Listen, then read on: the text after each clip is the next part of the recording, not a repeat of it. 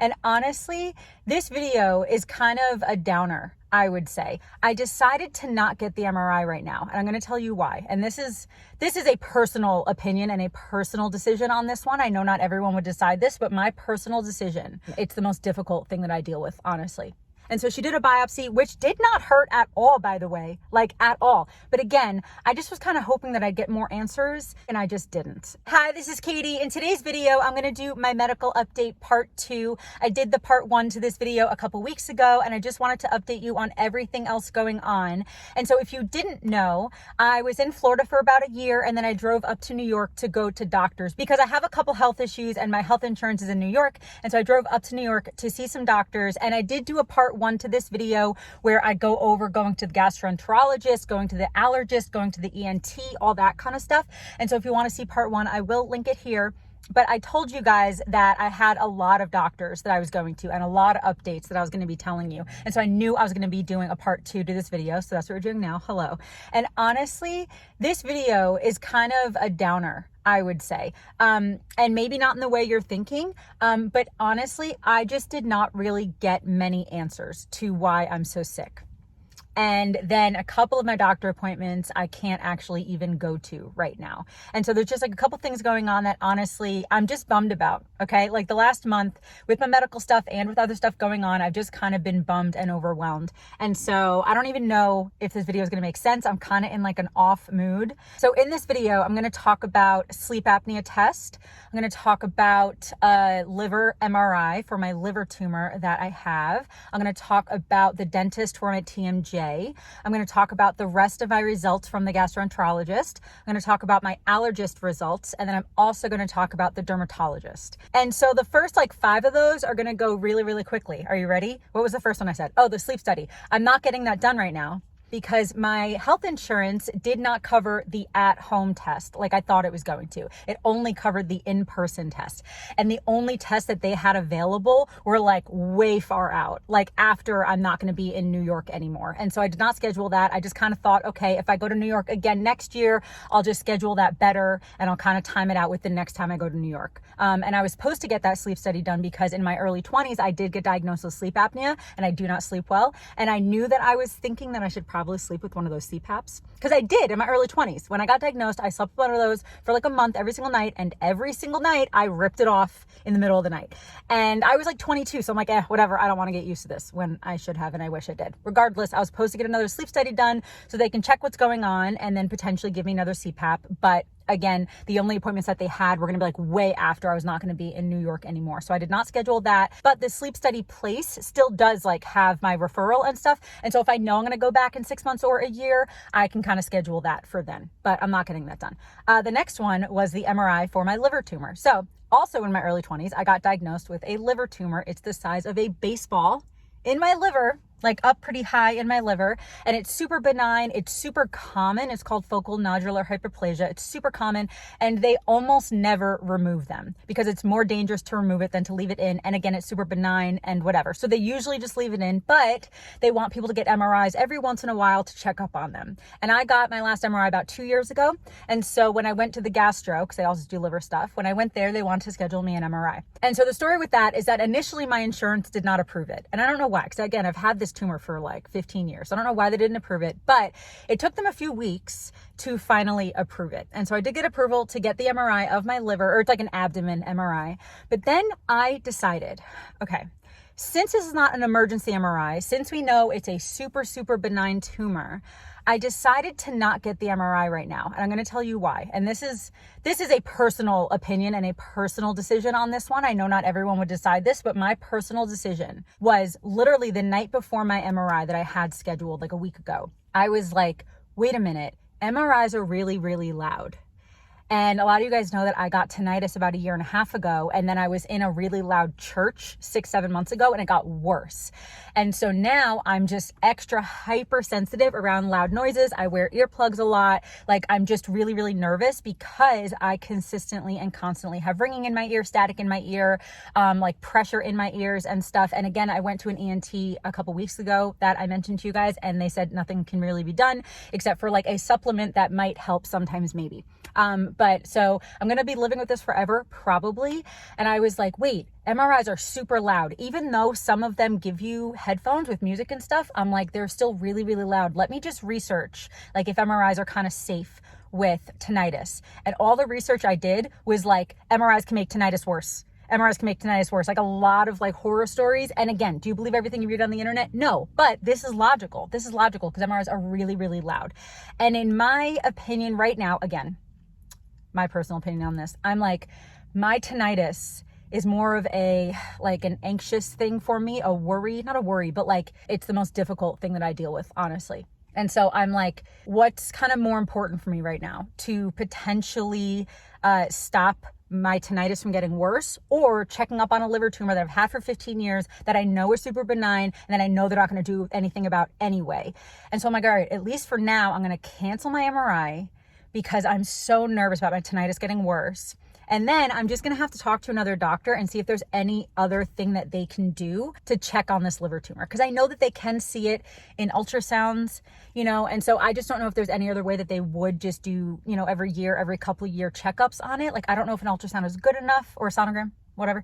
I don't know if like they're good enough. I don't know if they like have to do the MRI. I don't know. But so basically I just have to talk to a doctor about that, because as of right now, I do not feel safe getting more MRIs because of my tinnitus. I'm fine in MRIs for any other reason. Like, I'm not claustrophobic or anything, but the tinnitus, I am just actively nervous that my tinnitus is going to get worse. And again, it's like the most difficult thing for me to live with. And so I'm like, right now, I'm just not going to do the MRI. I'm just going to talk to some doctors and see what else we can do for this liver tumor. So for that, I just did not go. And then what was the third thing? Oh, my TMJ dentist. Okay. So I had an appointment for my TMJ dentist that I also canceled because, you guys, this is so much for me. This is so much for me. Okay. So I canceled the TMJ dentist because I think I mentioned in my last video, maybe, that TMJ dentist apparently, like throughout the whole country, none of them, and the treatment that you might get for your TMJ, none of it is covered by health insurance. At least that's what I heard from the receptionist that I talked to at the TMJ place. She's like, oh yeah, TMJ is a decently new diagnosis and the treatments are all still technically experimental. And so insurance like does not cover it. The only thing it might cover is jaw surgery, but that would be last resort anyway. They would do everything else first anyway. And so if I did go to the TMJ specialist, it would be out of pocket and it's pretty expensive. And then all the treatments that I would probably have to get are even more expensive. And so I wanted to still go to my initial appointment, which is a consultation and like a CAT scan of your jaw. I wanted to go to see really what was going on, to see the cause of my TMJ, to see what he recommended I do about it, all that kind of stuff. But then I was thinking, wait a minute, if I know I'm leaving New York soon anyway, then why would I go to a dentist and then have to get treatments by another dentist, you know? Because usually they're not just going to treat you the day of the consultation. And even if they did, I would still have to come back at least a couple times for either follow-up treatments or just at least like a checkup on how it's going. And so I'm like, you know what?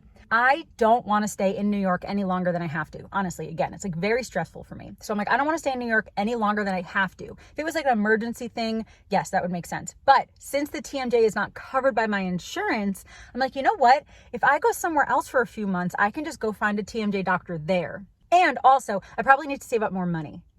Because I was like okay with the idea of paying for the initial consultation, but then all the other treatments can be like in the thousands of dollars that I just do not have. And so I'm like, you know what? Since I know it's not covered by my insurance, I can kind of get this done anywhere. So I'm like, let me wait until at least where I know where I'm going to be for like a few months at a time so I can get treatment and also save up a little bit more money.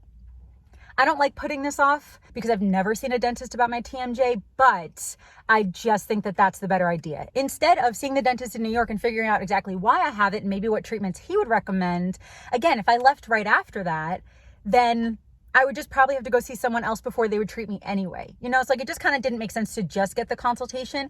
And I definitely did not want to wait in New York for like another month or two to get all the treatments. And so I just decided to cancel that appointment as well. And again, just wherever I go and I know that I'm going to be for at least a few months at a time, I'll make an appointment there with some TMJ specialist and also save up more money first.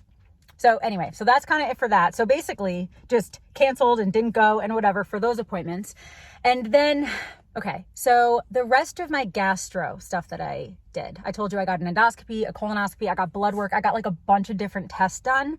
And I did tell you a couple things they found in the endoscopy and the colonoscopy in my last video, and like one thing they found in the blood work, but I got all the rest of the testing back and they basically didn't really find anything else. And so yes, again, they did find 1 or 2 or 3 things that are not like typical or not great in my other testing, but none of it really explains why my stomach and my intestines hurt all the time. And so that's kind of a bummer, which for some people that might be like, oh, that's great. That's great that there's nothing wrong. But again, if you're like chronically ill and you're sick for a long time, or just if you have an illness for just like a decent amount of time, you want the doctors to know what it is so that you can treat it.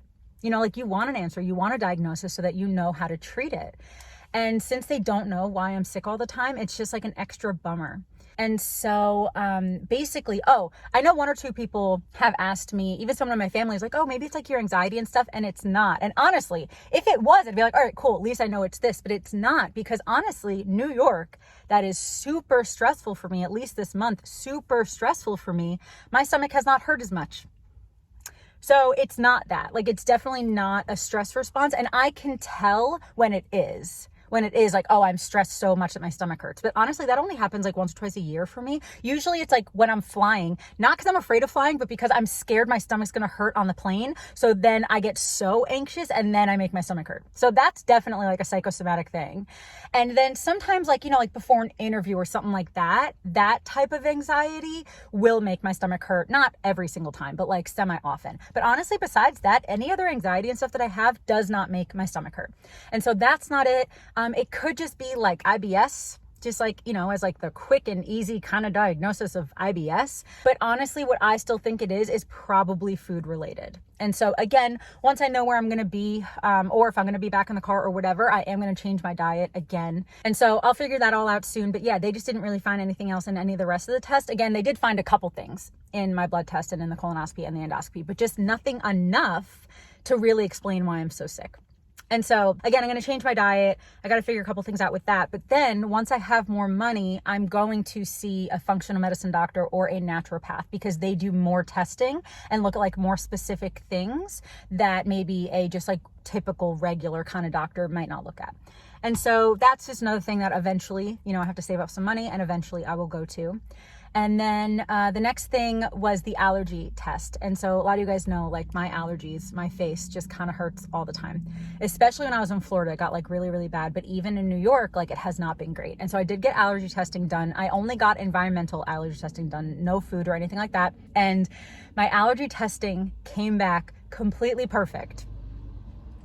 And I'm like, how? My sinuses hurt all the time. But also 2 things about that. One is that they only tested for northeastern allergens. So in Florida, I could be allergic to something there, you know, but they only test in New York, at least the test I got done, they only tested for northeastern allergies. And so none. I'm not even allergic to dust or like oak trees or like nothing that like ragweed or whatever, like all those common things. Nope, not allergic to any of it. So I'm like, okay. But then again, or I think I talked about this in my last video, maybe, that people who have issues here, like sinus issues, it can be from allergy related stuff. She's like, but it also could be from non-allergy related inflammation things, like a change in weather, a change in temperature, pressure changes, stuff like that. She said can also give those types of symptoms. And so that's probably, I guess, what mine is, and or stuff in Florida. But again, even in New York, my sinuses hurt too. So I don't know. But so that just came back again, just perfect, just perfectly fine. And again, for some people it might be like, oh, that's great, your tests are coming back good. But it's like, no, I want to know why these things are hurting me so that I can like fix them, you know. But I guess with this, at least we know that at least in the Northeast, it's not allergy stuff. And so it's probably, again, just like the other, you know, like changes in pressure, changes in weather, stuff like that. And so then at least I know that I can take certain nasal sprays and stuff to help with that. Okay, so the last thing to talk about, which weirdly enough, I'm pretty sure I said in my last video that I was not even remotely worried about the dermatologist because it was just a checkup. I've never been before, but apparently like every year you're supposed to go for like a full body scan where like someone just visually looks at your body and makes sure that all like your freckles and your moles are safe. And I've just never been to one. And I am 38 now. I had a birthday a couple weeks ago, or a week ago, something like that, or a couple days ago. What day am I posting this video? My birthday was on the 4th and I just turned 38 and I've never gotten one of those scans before. I'm like, you know what? While I'm in New York, while my health insurance is here, let me just go get one of those scans. And again, I was like not even remotely worried about it because all I knew at least is like you just sit in like a little robe and then just someone just looks at your body.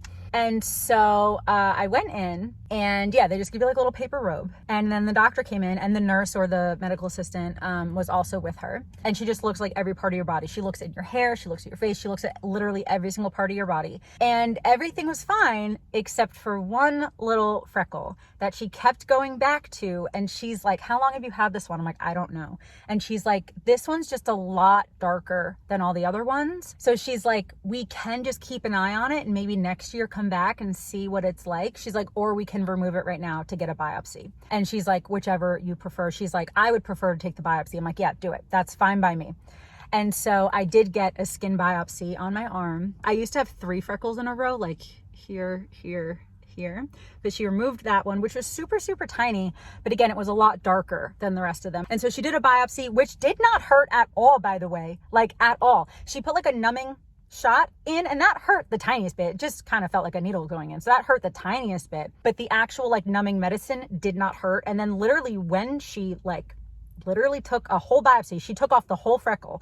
It did not hurt remotely. I did not even feel it. No pressure, no nothing. And then now that it's healing, it doesn't hurt at all. It didn't bleed, which I guess I just don't know how skin works, but it didn't bleed at all. But she basically said to keep it clean, obviously, like wash it with just like unscented soap and then put Aquaphor on it and then cover it in a Band-Aid for like 7 to 10 days. And so I've just been doing that. But again, does not hurt, did not hurt when she did the biopsy. I didn't even feel pressure or anything when she biopsied it. I was like, wow, she's good. But yeah, so I'm going to get the results back soon. She said 7 to 10 days if it's positive for cancer. She's basically looking for skin cancer. And so if it is skin cancer, they're going to call me within 7 to 10 days. And if it's not, I'm going to get a letter in the mail just saying that it's benign. And so I'm not actually worried about it. It's more just like I went in thinking everything was just going to be fine. And then I did end up having to get a biopsy to make sure that it's not cancer. But again, I'm not super worried about it. It's just a little bit more like, oh, that was unexpected, you know? And so I'm just waiting for that. But yeah, that's really all the updates. I either just didn't go to a couple of the doctors or the appointments I thought I was going to go to. And, you know, 1 or 2 of them, again, I am going to go to at some point. And then just other things, I just didn't really get the results I was hoping for because now I still don't know how to treat these things. You know, like, honestly, like, I don't want to be bummed that I don't have answers because I did get some tests done. So at least we ruled out some things, you know, but it still just is kind of a bummer that I still don't exactly know why I'm sick all the time. But also, by the way, I do have Lyme disease. So that can be a cause of why I'm so tired all the time. You know, I was diagnosed with Epstein-Barr in my teens, which is the monovirus, but some people have it like forever. And I was diagnosed with that in my teens, you know, and some people have Lyme symptoms forever. Even though I got treated, some people have like chronic Lyme. It can be that I do have sleep apnea and maybe I need the CPAP and then maybe that would really help with some of my other symptoms and stuff, you know? So I'm not like worried about this kind of stuff. It's just more of like a bummer. It's more of like, I wish that I did find something out that I knew that I could treat so that I wouldn't be so tired. And here's the thing, it's not just like, oh, tired, you need more sleep. It's chronic level exhaustion and chronic fatigue, you know? And again, if you have chronic illness, you would know what I'm talking about because it's not just like, oh, I just didn't sleep enough kind of tired. It's like my whole body is completely shut down more often than it's not. And so I just want to work on that because I just want to be able to do more with my life, honestly. And lately it's just been really hard because I've been so exhausted. But again, there are some things that I know I can at least do more trial and error with my diet, with my sleep schedule, with certain things like that. There are some other things that I can do. And then again, I want to save more money so that I can see the TMJ specialist, which is just even separate. Oh, no, hold on. He did say the ENT, who I talked a little bit about my TMJ, he said that TMJ stuff can hurt these muscles too in your face because like it can all be kind of connected. And then I also heard someone say that like TMJ and sleep apnea can kind of be connected in some way. So some of these things might be kind of connected. But again, I just was kind of hoping that I'd get more answers and I just didn't. And so this is just still a longer process than I was hoping for. So it's just kind of a bummer, honestly. It's kind of a bummer and it's still kind of overwhelming, but I know it's something that I just need to pray about more. And again, do a couple more things personally that I know that I can do for myself, like change my diet, change my sleep schedule, change some of my other personal habits because those things might help. Or it might be that I need a CPAP and I need, you know, some jaw things and whatever. So it's just still a little open-ended in a couple of these things. I guess the only real like finite things that I found out were that I'm not allergic to dust in New York, and that I have a deviated septum. I found that out a few weeks ago. And I mean that I don't have E. coli, I don't have colitis, I don't have celiac, well, it's hard to test for celiac when I've been off gluten for so long, but like I don't have any of those things. And so I guess it's good that we ruled some things out, but honestly, again, if you do deal with chronic illness or someone who does, you might understand. It's kind of just like a bummer to go through all this, to be sick for so long, and then still for doctors to be like, yeah, we don't know what's going on, And again, I do have some answers. Like I do have a rare esophagus disease. And so that is why sometimes after I eat, I don't feel well, so I do have some answers of certain things, and I have a lot of food allergies related to that. So I do have some answers, but I just wish I had more, and I wish I could figure that out more so that I could treat more things. And so it is just still a longer process than I was hoping. And so it's kind of a bummer, honestly. And I know that I've mentioned lately that I've been having more of a pity party for myself, and I don't want to be that person, but I have been, and I kind of still am. Like I'm kind of still having a pity party for my health, for other personal things going on. I'm just kind of still having a pity party. And so what I need to do is pray even more than I do, read my Bible more than I already do, and get outside of my brain. I know that that is what helps the most, because as much as I want to fix things myself, blah, blah, and there are some times when that's really important, there are other times when I fixate, and that's not helpful at all. And so I need to get out of my brain, and I need to be focused on other things like Jesus.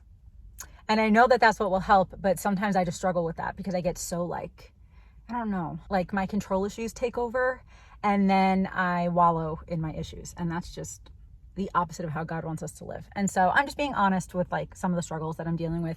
I do wish I had more answers to why I don't feel well all the time. But again, at some point I will see more doctors and maybe more specialists, like a naturopath or something as well. But I need to save up more money because, again, I think I've mentioned right now, my finances are pretty tight.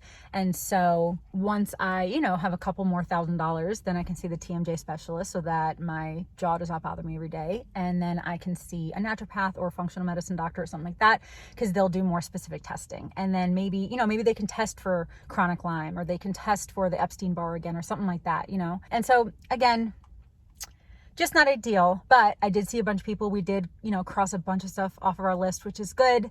If I'm looking at the grateful, positive side, we crossed a bunch of things off the list. Not everything, but a bunch of the things that I wanted to get done. We got a bunch of tests done. We got a couple answers, and we ruled out a bunch of things. And so I just want to look at it that way, even though it's really, really hard for me, because being sick and not knowing why is difficult. But I need to be better at surrendering that worry to God. I really, really do. And so I know that this video, honestly, my mood is a bummer. I'm in a bummer mood. I just still wanted to tell you what was going on and just give you guys a little bit of an update. But I think that's going to be it for this video. Thank you so much for watching. I hope that you just enjoyed. I guess I always say I hope you enjoyed, but that's kind of weird to say in a medical update. But thank you so much for watching. I really hope that you're subscribed. I do talk about health stuff sometimes, but I also do a lot of vlogs. I go on road trips a lot and stuff like that. And yeah, I guess it's going to be it. Thanks again for watching, and I hope you have a wonderful day. I love you. Jesus loves you, and I'll talk to you later. Bye.